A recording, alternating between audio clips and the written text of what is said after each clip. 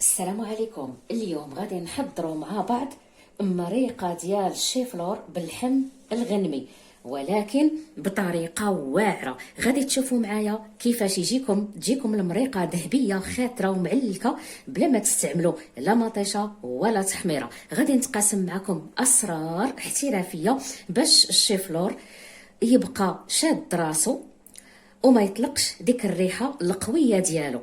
هاد الوصفه صادقه 100% والنتيجه توب. يلا ندوزو للطريقه والمقادير. جبت واحد الراس ديال الشيفلور صغير او القرابيط، غسلته مزيان، قطعته بهذا الشكل، وباش ما يجيش باسل وما يطلقش ديك الريحه المجهده ديالو غليه في الماء طايب مع قطعه ديال الليمون الحامض، مع واحد الورقه او زوج ديال ورقه سيدنا موسى، وخليه يغلي 5 ديال الدقائق فقط، وزوليه وديريه يقطر من الماء في كوكوط.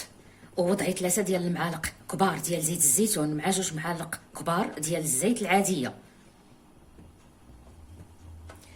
غادي توضعي القطع ديال اللحم على حساب المقدار اللي عندك. انا هنا عندي تقريبا 400 غرام. هذا اللحم ديال الخروف، يمكن لك ديري اللحم ديال العجل اولا مهم اولا حتى الدجاج الا بغيتي، غير هو هذا الشيفلور كيتواتى معاه اللحم ديال الخروف، كيكون ميدم ويطلق لي دم ديالو.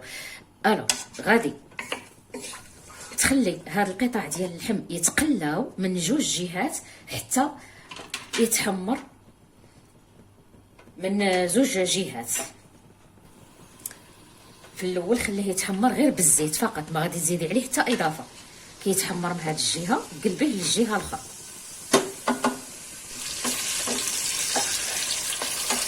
صافي كي ياخذ اللون ديالو زيدي عليه بصله متوسطه محكوكه اولا مقطعه رقيقه،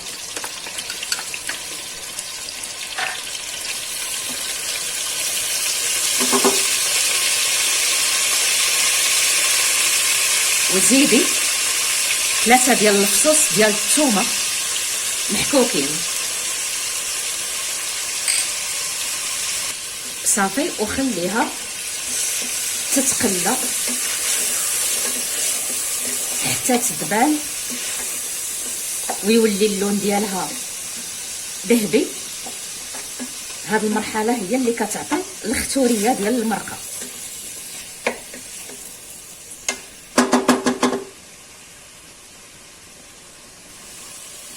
من بعد ما تشحرت البصله واللون ديالها ولا ذهبي،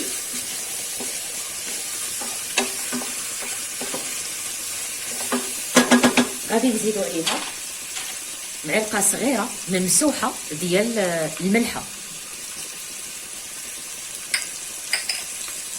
معلقه صغيره عامره ديال الخرقوم، معلقه صغيره عامره ديال سكينجبير،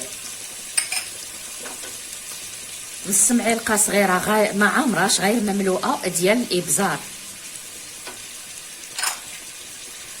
ربع ملعقه ديال البسيبيسه مطحونه. هذه اختياريه، ولكن الا كانت كتعطي داك المذاق ديال العراسات. وغادي نخلط على نار مهيله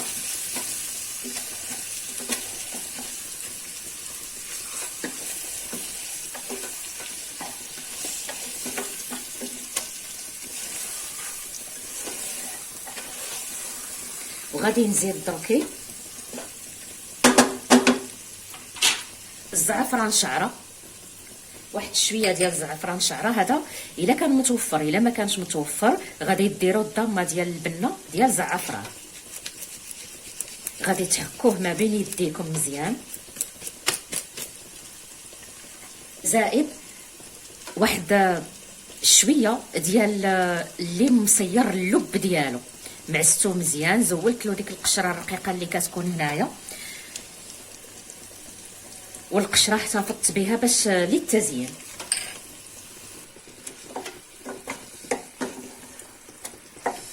صافي كيتقلى مزيان.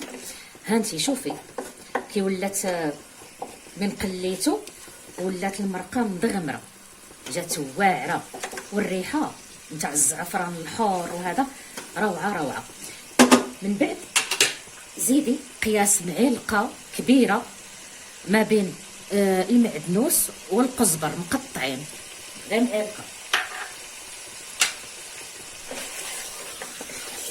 صافي وخلطي.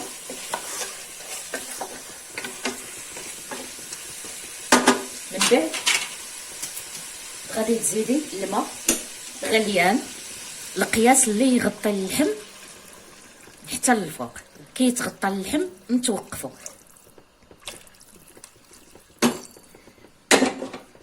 راكي عارفه اللحم يخصو يطيب، ما يبقاش هكا كيتغزغز، خصو يجي طري.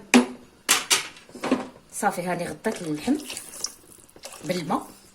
غادي تغلقي على الكوكوط وتخليه يطيب على نار متوسطه لمده ديال 40 دقيقه او لا على حسب النوع ديال اللحم اللي عندك. صافي كي اللحم طاب، سمحوا لي على هذا البخار ديال الطنجره، فغادي نزيد الشيفلور اللي كنت درتو يقطر من الماء اللي طيبته نص طيبه. صافي وغادي نوضعو بحال هكذا نستفهم. هذا اللحم دركي راه طايب.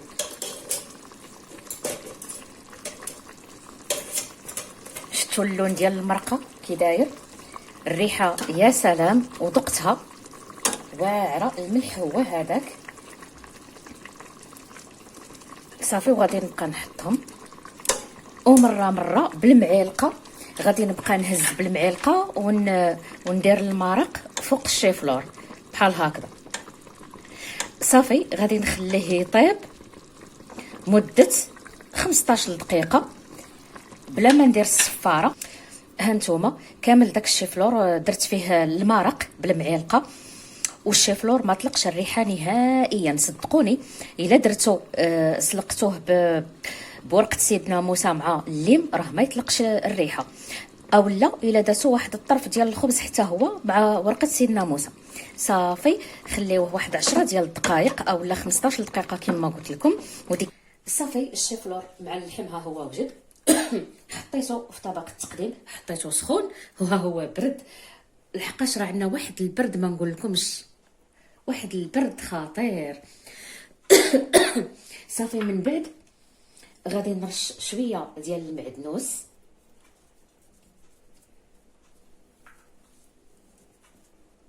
من بعد غادي ندير واحد الحبات ديال الزيتون. عفوا سمحوا لي، واحد الحبات ديال الزيتون اللي سلقته في الماء وشويه نتاع الليم. هذه غادي نزولها.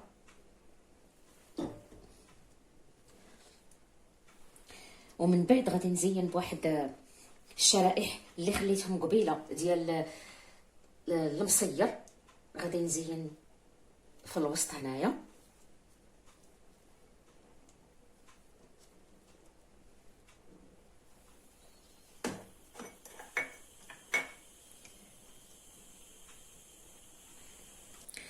وها هي المريقه ديال الشيفلور واجده، وكيبقى صاين وكيشهي مع الزيتون الاحمر. كنتمنى تجربوا هذه الطريقه لانها فعلا كتجي مغايره وراقيه في المذاق. الى عجبكم الفيديو ما تنساوش تدعموني باللايك والاشتراك، وقولوا لي في التعاليق شنو هي الوصفه اللي بغيتوني نحضر معاكم المره الجايه. وبصحتكم وراحتكم، الى اللقاء.